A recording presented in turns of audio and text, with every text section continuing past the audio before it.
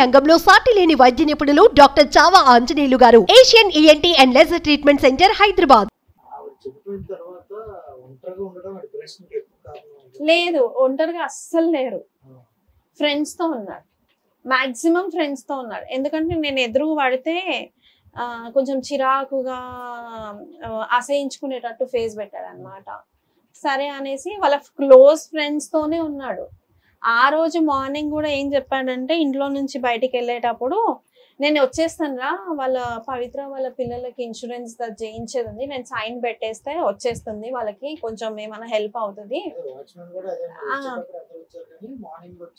Morning మేము expect కూడా చేయలేదు, ఎందుకంటే అతని లగేజ్ మొత్తం వచ్చేసింది, బట్టలు అన్ని తీసుకొని వచ్చేసాడు. ఇంకా నెక్స్ట్ డే అతను అక్కడికి వెళ్తాడు, ఎందుకు వెళ్తాడు అన్న దాంట్లోనే ఉంటాం కదా. వెళ్ళిండి అన్నది ఏంటంటే, మేము ఇక్కడ వెతుకుతున్నాం ఆల్రెడీ, ఈ టైం కల్లా వెతుకుతున్నాం మేము.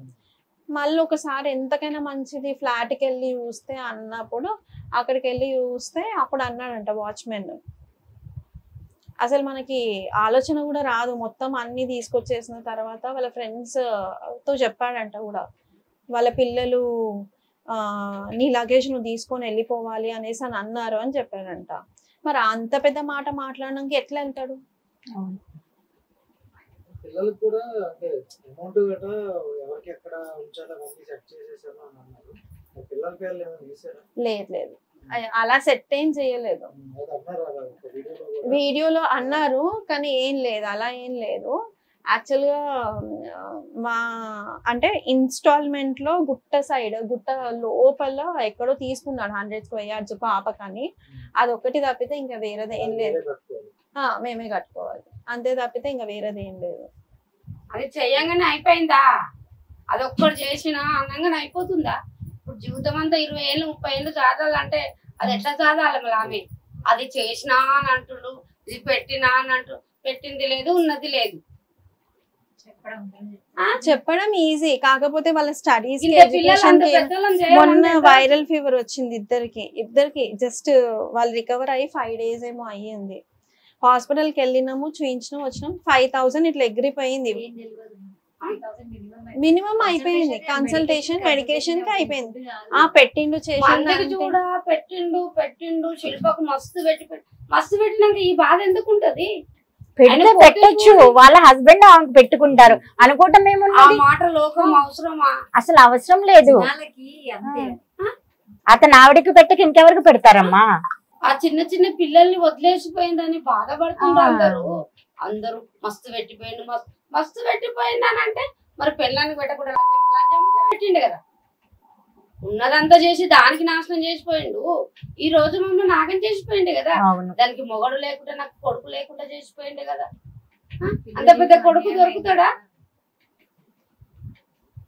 పిల్లలకు తండ్రి లేకుండా అయిపోయిండు కదా. ఎవరికి దోషింది వాళ్ళు మాట్లాడతారు. ఉంది లేదు, పెట్టింది లేదు.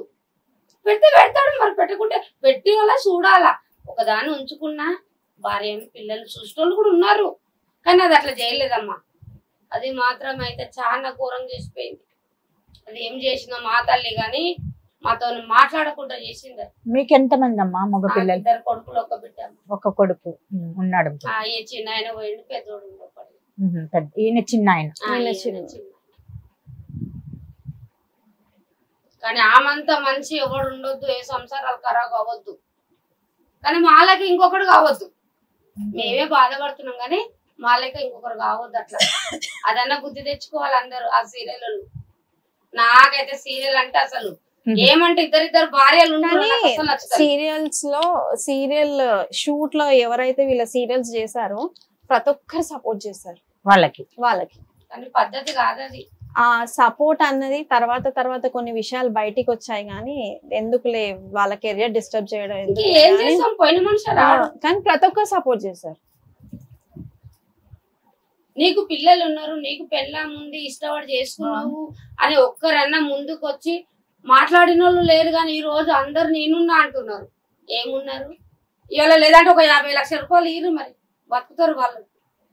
నేను అదే అంటున్నా, ఎవడన్నా అంటే ఎవడన్నా రమ్మని ముంగటికి 1 లక్ష రూపాయలు 50,000 ఇచ్చిపోమను, పిల్లలకి ఏందో బతుకుతుంది అదే అంతే కదా. మళ్ళా ఏమన్నా వస్తుందా బయట పోతే?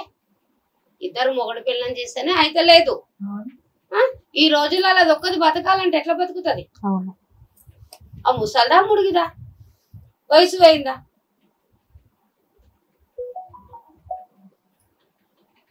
తినే వయసు తిరిగే వయసులో ఈ రోజులలో నువ్వే పోతుంది, నువ్వు ఎంజాయ్ చేసుకుని పోతుంది దాంతో, కానీ దాని బ్రతికేందని ఆలోచించినవా? ఆలోచన వస్తే అదే దొంగ ఉండే కానీ దాని అట్లాంటి మనుషులు ఉండొద్దు బిడ్డ. ఏమన్నా మస్తు చాలా చాలా గొడవలు అయినాయి. మస్తు తిట్టిన నేను. మీరు షూట్ దగ్గర కూడా వెళ్ళారంట కదా? వెళ్ళాను. షూట్ దగ్గరికి షూట్ దగ్గరికి ఏంటి డైరెక్ట్ వాళ్ళ ఇంటికి వెళ్ళాను. వాళ్ళ ఇంటికి వెళ్తే కూడా ఆవిడ లేదు ఆ టైంకి. ఆవిడ లేదు, వాళ్ళ అబ్బాయి ఉన్నాడు. శిల్ప ఆంటీ, ఆ అబ్బాయి గుర్తుపట్టాడు. శిల్ప ఆంటీ రావచ్చా ఇంటికంటే, లోపలికి రావచ్చా, రండి అనేసాను అన్నాడు. వెళ్ళి మాట్లాడుతూ అవును ఉన్నారు, వాళ్ళ ఇష్టం.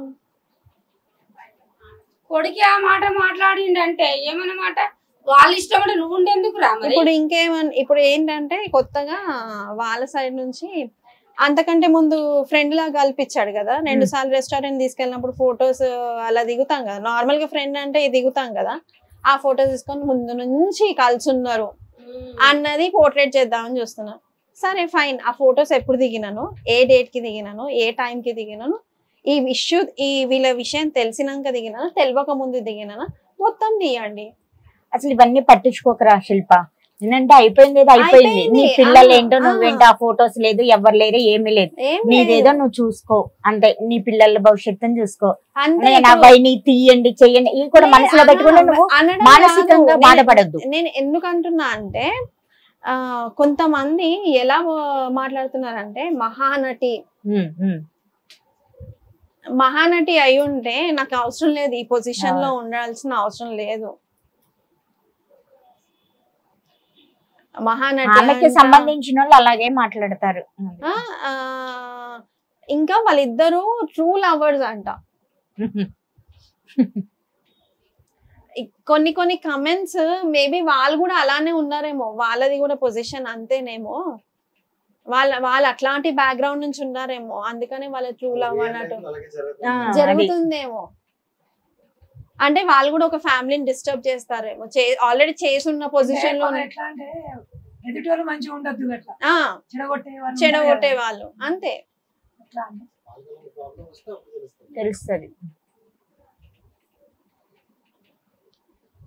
ఈవిడ పోస్టులు చూసుకుంటూ కదా, ఇన్స్టాగ్రామ్ లో పోస్టులు చూసుకుంటూ, మెసేజ్లు చూసుకుంటూ వాళ్ళని అలా వదిలేసి రోజు వారి నువ్వు ఎంత బాధపడ్డావు అనేది వాళ్ళకి అర్థం కావట్లా. నేను డే బై డే నాకు ఛాలెంజ్ చేసేవాడు, ఇట్లా రేపు వస్తుంది పోస్ట్ నువ్వు చూసుకో అనేసి ఖచ్చితంగా పెట్టేవాళ్ళు.